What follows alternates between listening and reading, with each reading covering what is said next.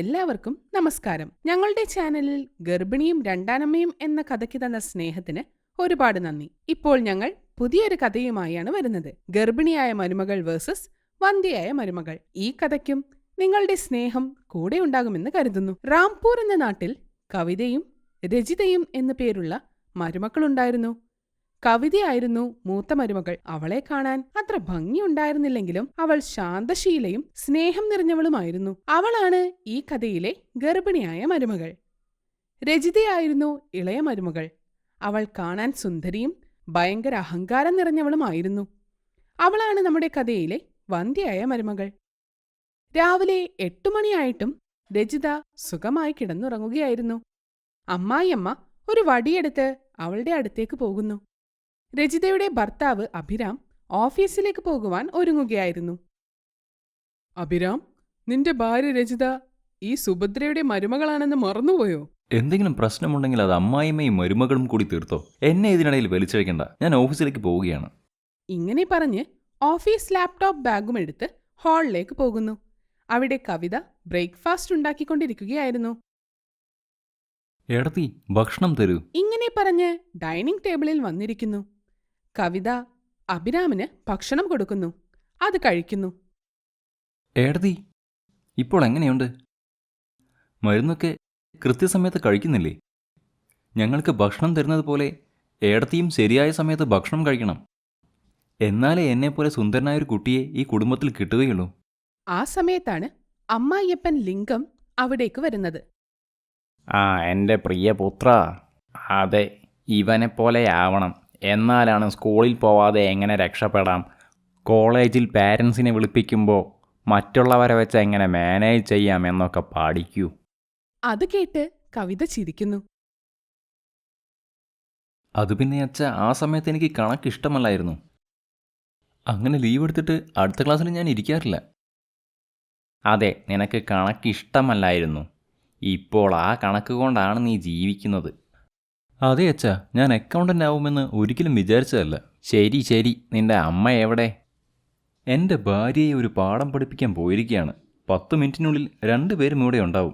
സുഭദ്ര ഉറങ്ങിക്കിടക്കുന്ന രജിതയെ കയ്യിലുള്ള വടികൊണ്ട് അടിക്കുന്നു. പക്ഷേ രജിത എഴുന്നേൽക്കുന്നേയില്ല.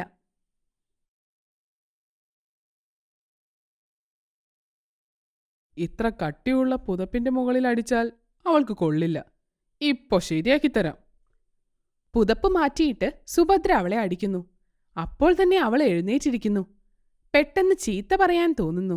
പക്ഷേ മുന്നിൽ നിൽക്കുന്ന അമ്മായിയമ്മയെ കണ്ട് എല്ലാ തെറികളും അവൾ മനസ്സിൽ ഒതുക്കുന്നു. പെട്ടെന്ന് എഴുന്നേറ്റ് അവൾ വാഷ്റൂമിലേക്ക് പോകുന്നു. സുഭദ്ര ഹാളിലേക്ക് വരുന്നു. കസേരയിലിരിക്കുന്നു. അപ്പോൾ തന്നെ കവിത ഭക്ഷണം കൊടുക്കുന്നു. രജിത ഹാളിലേക്ക് വരുന്നു. അപ്പോൾ അമ്മായിയമ്മ ഇങ്ങനെ പറയുന്നു. കവിത, നീ ഇവിടെ ഇരുന്ന് ഭക്ഷണം കഴിക്കി. നീ ഗർഭിണിയാണല്ലോ. ഇപ്പോൾ രജിത വന്നില്ലേ, അവൾ വിളമ്പിക്കൊള്ളൂ. അമ്മേ, നിങ്ങൾ കഴിച്ചു കഴിഞ്ഞിട്ട് ഞാൻ കഴിച്ചോളാം. മോളെ, നിന്നോടുള്ള സ്നേഹം കൊണ്ടാണ് പറയുന്നത്. നിന്റെ വയറ്റിൽ വളരുന്ന കുഞ്ഞിനോടുള്ള സ്നേഹം കൊണ്ട്. അപ്പോഴേക്കും അവിടേക്ക് കവിതയുടെ ഭർത്താവ് മനോഹർ വരുന്നു. അവനും ഭക്ഷണം കൊടുക്കുന്നു. എല്ലാവരും ഭക്ഷണം കഴിച്ച് അവരവരുടെ പണിക്ക് പോകുന്നു. അപ്പോഴേക്കും ഒരു 11 മണിയായി. രജിത അവളുടെ ജനാലയുടെ അടുത്ത് നിന്ന് ഫോണിൽ സംസാരിക്കുകയായിരുന്നു. ഹലോ അമ്മേ, നിങ്ങൾ അയച്ച പൗഡർ എനിക്ക് കിട്ടി. പൗഡർ പാലിൽ കലക്കി കൊടുത്താൽ അവളുടെ വയറ്റിൽ വളരുന്ന കുഞ്ഞ് നശിച്ചു പോകില്ലേ? വലിയൊരു വീട്ടിൽ താമസിക്കുന്ന രജിതയുടെ അമ്മ ഇങ്ങനെ പറയുന്നു.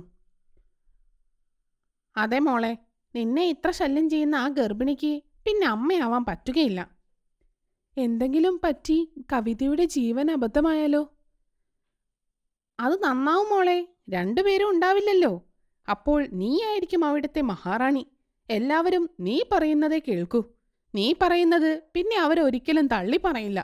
നീ ഒരു പൂച്ചയെ കാണിച്ച് അത് പട്ടിയാണെന്ന് പറഞ്ഞാൽ അവർ അത് തെറ്റു പറയില്ല. എനിക്ക് പേടിയാകുന്നു അമ്മേ. എനിക്ക് കവിതയോട് ഒരു വൈരാഗ്യവും ഇല്ല, ദേഷ്യവും ഇല്ല. പക്ഷേ അവൾ ഗർഭിണിയായതുകൊണ്ട് എല്ലാവരും അവളെ സംരക്ഷിക്കുകയാണ്. എന്നെ ആരും നോക്കുന്നില്ല. അതുകൊണ്ട് എനിക്ക് ഭയങ്കര വിഷമമാകുന്നു. നിനക്ക് വിഷമം സഹിക്കാൻ പറ്റാത്തത് കൊണ്ടല്ലേ മോളെ നമ്മൾ കുട്ടിയെ നശിപ്പിക്കുന്നത്. നീ പേടിക്കണ്ട, ഞാനുണ്ട് കൂടെ. നീ ധൈര്യമായിട്ട് ചെയ്തോ. ഒന്നും പറയാതെ രജിത ജനലിന്റെ അടുത്ത് നിന്ന് റൂമിലേക്ക് പോകുന്നു. അവിടെ ഇരിക്കുന്ന ഒരു വെള്ളപ്പൊടി കയ്യിലെടുത്ത് ചിരിക്കുന്നു. ഇനി നിനക്കും കുട്ടികൾ ഉണ്ടാവുകയില്ല. നിന്നെ ആരും അമ്മയെന്ന് വിളിക്കുകയില്ല. എനിക്ക് കിട്ടാത്തത് നിനക്ക് കിട്ടിയാൽ ഞാൻ എങ്ങനെ സഹിക്കും? നെവർ. കയ്യിൽ പൗഡറും എടുത്ത് രജിത ഹാളിലേക്ക് പോകുന്നു. എല്ലായിടത്തും നോക്കുന്നു, പക്ഷേ കവിതയെ കാണുന്നില്ല. അവൾ അവിടെയെല്ലാം നോക്കുന്നു, പക്ഷെ അവിടെ എങ്ങും കവിതയെ കാണുന്നില്ല. ഇങ്ങനെ പുറത്തിറങ്ങി നോക്കിയപ്പോൾ ബെഞ്ചിൽ ഒറ്റയ്ക്കിരിക്കുന്ന കവിതയാണ് കാണുന്നത്. പാവൻ രജിത, എത്ര വിഷമിച്ചാണ് അവൾ റൂമിലിരിക്കുന്നത്. പോയി അവളോട് കുറച്ചു നേരം സംസാരിക്കാം. ഇങ്ങനെ ആലോചിച്ചിരിക്കുമ്പോൾ പാലിൽ അവളുടെ അമ്മ തന്ന പൊടി കലക്കി അത് ഗ്ലാസ്സിലാക്കി കവിതയ്ക്ക് കൊടുക്കാൻ വേണ്ടി രജിത പുറത്തേക്ക് പോകുന്നു. എങ്ങോട്ട് പോവുകയാണ് ചേച്ചി? ഇവിടെ ഇരിക്കി, ഞാൻ പാല് കൊണ്ടുവന്നിട്ടുണ്ട്. ഞാൻ നിന്റെ അടുത്തേക്ക് വരുമായിരുന്നു, അപ്പോൾ നീ തന്നെ ഇങ്ങോട്ട് വന്നു. ശരി, പാൽ തരൂ, ഞാൻ കുടിക്കട്ടെ. രജിത ഒട്ടും വിഷമിക്കാതെ പൗഡർ കലക്കിയ പാൽ കൊടുക്കുന്നു. കവിത സന്തോഷത്തോടുകൂടി ആ പാൽ വാങ്ങി കുടിക്കുന്നു. അതിനുശേഷം രജിത സന്തോഷിച്ച് അകത്തേക്ക് വരുന്നു. ജനലിലൂടെ പുറത്തുള്ള കവിതയെ നോക്കുന്നു. ആ സമയത്ത് അപ്പുറത്തെ വീട്ടിലെ കാഞ്ചന കവിതയുടെ അടുത്തേക്ക് വരുന്നു.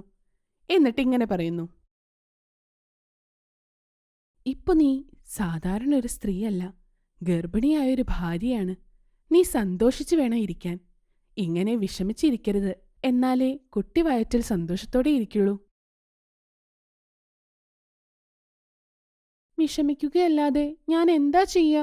എന്നെപ്പോലെ രജിതയും ഗർഭിണിയായിരുന്നെങ്കിൽ ഞാൻ സന്തോഷിക്കുമായിരുന്നു.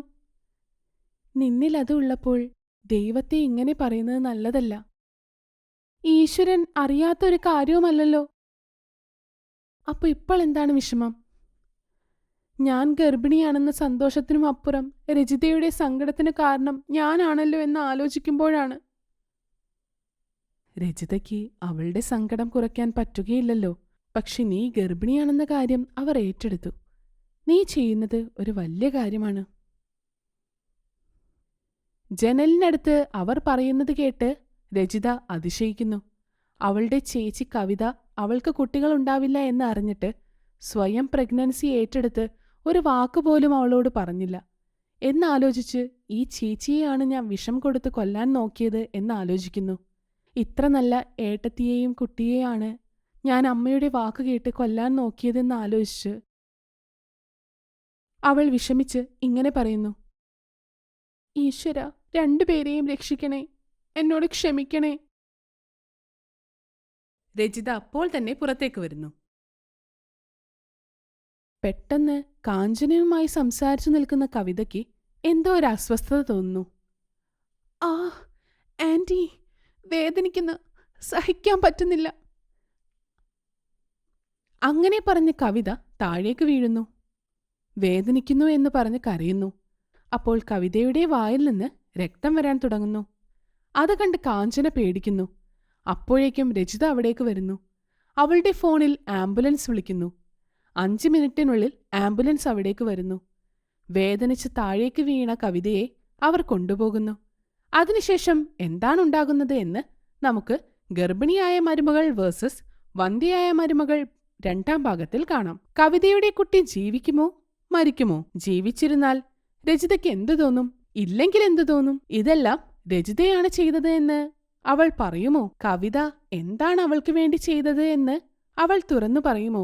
ഇതിന്റെയൊക്കെ ഉത്തരം നിങ്ങൾക്കറിയാമെങ്കിൽ അത് കമന്റ് ചെയ്യുക. ഇനി കാണുന്നതുവരെ നന്ദി.